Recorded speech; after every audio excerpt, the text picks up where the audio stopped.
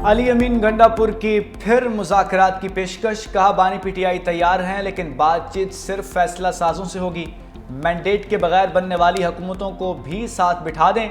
वज़ीर आला ने बानी की रिहाई के लिए 5 अगस्त तक का अल्टीमेटम भी दे दिया। 90 दिन में आ रही अपार का ऐलान।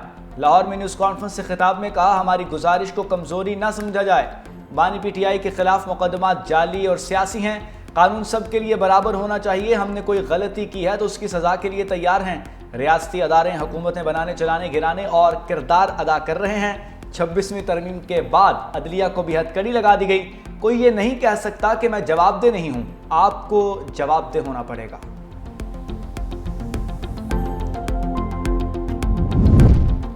मौलाना फजलुर रहमान मुनाफिक आदमी हैं। वो अभी भी अंदर से इस्टेब्लिशमेंट से मिला हुआ है। अली अमीन गंडापुर का मौलाना फजलुर रहमान को खुला चैलेंज। कहा मेरे भाई के खिलाफ इलेक्शन जीत कर दिखाएं। मौलाना फजलुर रहमान ना जीत सके तो सियासत छोड़ दें।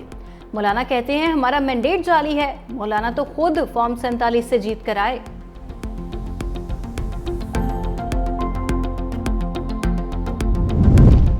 मुज़ाकरात तो जमहूरी कुव्वतों से ही करने पड़ेंगे। अडयाला जेल में बैठा शख्स बचाओ बचाओ की तहरीक चला रहा है।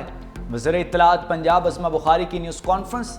कहा अली अमीन गंडापुर मुज़ाकरात की बात भी अब उनसे कर रहे हैं जिनको बैरकों में वापस जाने का कह रहे हैं।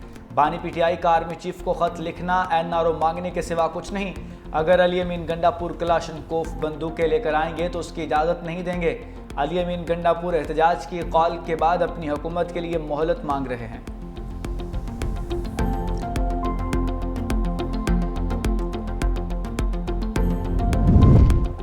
अली अमीन गंडापुर 3 में है ना 13 में। खैबर पख्तूनख्वा हुकूमत डंडे के जोर से बनी। JUI हाफिज हमदुल्ला का वज़ीर आला खैबर पख्तूनख्वा के बयान पर शदीद रद्द-ए-अमल। कहा सूबा जल रहा है और गंडापुर लाओ लश्कर के साथ पंजाब फतह करने निकले हैं।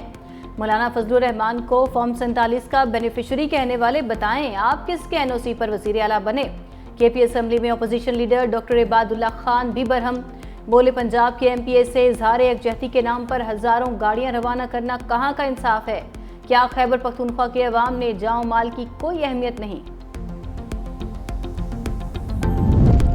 बानी पीटीआई के बेटों ने कानून हाथ में लिया तो गिरफ्तारी होगी। तहरीक चलाना सबका हक है लेकिन एहतजाज आइन और कानून के दायरे में होना चाहिए।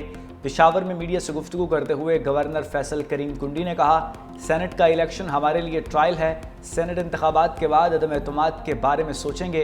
कोशिश होगी खैबर पख्तूनख्वा से सेनेट की 5 सीटें निकालें।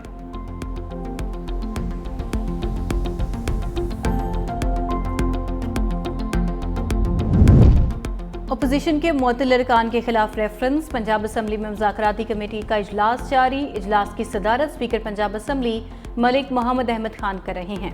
अपोजिशन अरकान का सरप्राइज। गैर एलानिया तौर पर अचानक मुज़ाकरात के लिए असम्बली पहुंची। मुज़ाकराती कमेटी में राना शहबाज, मोइन कुरैशी, अली इम्तियाज बड़ाइच, एजाज शफी शामिल।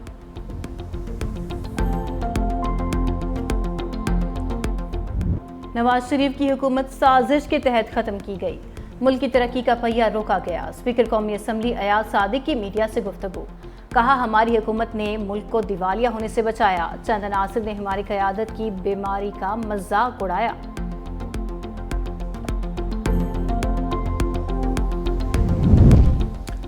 वफाकी हुकूमत सिंध के सोलर और विंड पावर मंसूबों की मुखालफत बंद करे। सिंध के मुतबादिल तवानाई के मंसूबों की राह में हाल रुकावटें दूर की जाएं। सीनियर वजीर शर्जील इनाम मेमन का मुतालबा। कहा सिंध के पास मुल्क को तवानाई बहरान से निकालने के लिए वाफर वसाइल मौजूद हैं मगर वफाकी हुकूमत की पॉलिसियों के बायस सूबे के तवानाई के शोबों की तरक्की शदीद मुतासिर हो रही है। अगर सिंध को इसके वसाइल के मुताबिक इख्तियार और सहूलियात फराहम की जाएँ तो तवानाई के शोबे में इनकलाब लाया जा सकता है।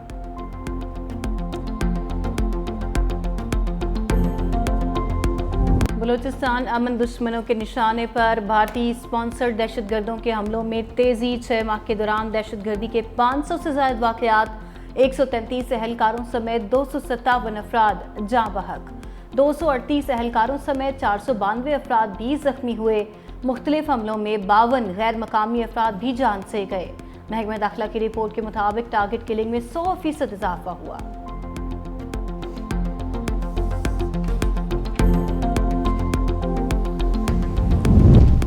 पाकिस्तानियों को ज़बान की बुनियाद पर आपस में लड़ाने की साजिश हो रही है। भारतीय प्रॉक्सीज बलूचिस्तान में पंजाबियों के खिलाफ बयानियां बना रहे हैं। वज़ीर मुमलिकत बराए दाखिला तलाल चौधरी की फैसलाबाद में प्रेस कॉन्फ्रेंस, कहा योग में मरने वाले पंजाबी नहीं पाकिस्तानी हैं, मारने वाले फितनाल हिंदुस्तान के दहशतगर्द हैं। इन प्रॉक्सीज का भी वही हाल होगा जो ऑपरेशन सिंदूर करने वाले जहाज़ों का हुआ। दहशतगर्दों का कोई मजहब या जबान नहीं होती। पंजाब ने हमेशा बड़े भाई की हैसियत से बलूचिस्तान की तरक्की में हिस्सा डाला है।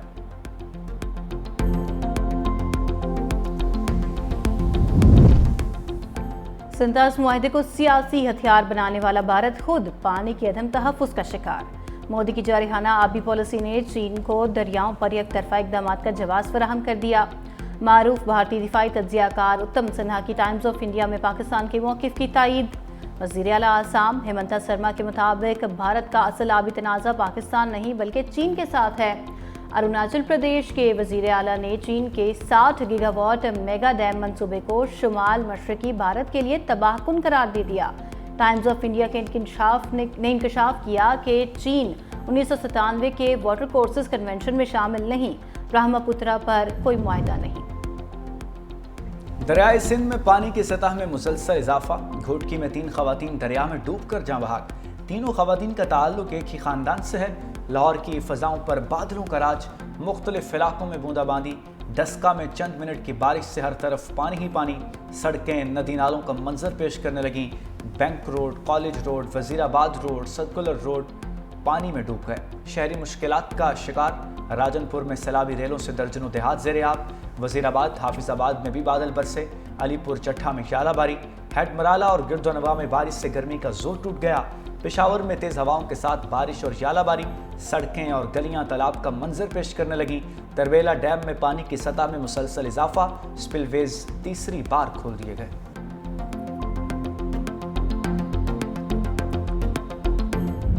किसानों के लिए मुश्किलात। खादों की कीमतें बढ़ गईं। डीएपी खाद की बोरी की कीमत 13,000 रुपए तक पहुंच गई।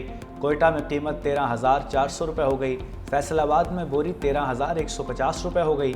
पोटाशियम सल्फेट खाद की बोरी भी 95 रुपए इजाफे से 12,145 रुपए की हो गई।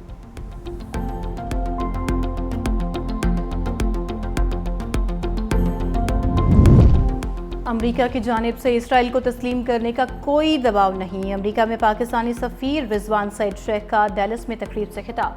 कहा, इसराइल से मुतल्लिक हमारी पॉलिसी कायद-ए-आज़म के नज़रियात के मुताबिक है। पाक अमेरिका ताल्लुकात बेहतरी की जानिब गामज़न है। क्रिप्टो करेंसी में सरमायाकारी के लिए पाकिस्तान के पास बिजली वाफर है।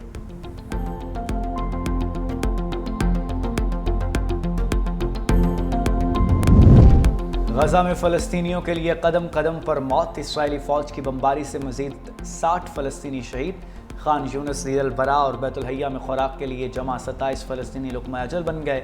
इसराइली आबादकारों ने फ़लस्तीनी नजाद अमरीकी शहरी समेत 2 नौजवानों को कत्ल कर दिया। उधर दोहा में हमास और इसराइल के दरमियान मुज़ाकरात गैर यकीनी का शिकार। हमास ने रफ़ा समेत शुमाली गजा के 40% इलाके पर इसराइली कंट्रोल की शर्त मुस्तरद कर दी।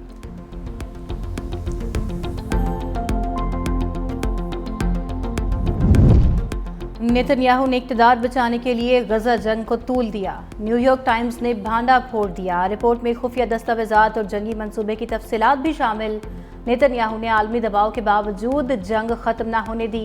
सऊदी क़यादत ने खुफिया तौर पर पुरअमन की पेशकश की, मगर गजा की जंग रुकावट बनी। दूसरी जानिब इसराइल में नेतन्याहू के खिलाफ मुजाहरे। तल अवीव में हज़ारों शहरियों का फौजी हेडक्वार्टर्स के सामने एहतजाज। गजा में फौरी जंग बंदी का मुतालबा। बरतानवी अरकान पार्लियामेंट का वज़ीर ख़ारजा को ख़त। फ़लस्तीनी रियासत को तस्लीम करने का मुतालबा। लेबर पार्टी के 60 अरकान पार्लियामेंट ने फ़लस्तीनियों की जबरी मुंतकली के इसराइली मंसूबे पर तनकीद करते हुए कहा, फ़लस्तीनी रियासत को तस्लीम न करने से 2 रियासती हल के लिए हिमायत गैर मुअस्सर हो जाएगी।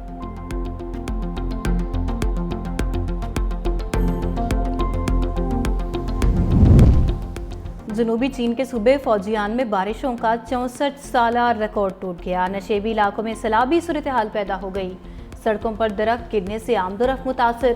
ट्रेन सर्विस भी मुअत्तल। रेस्क्यू टीमें निकासी आब और शहरियों को महफूज मकामात पर मुंतकिल करने में मसरूफ।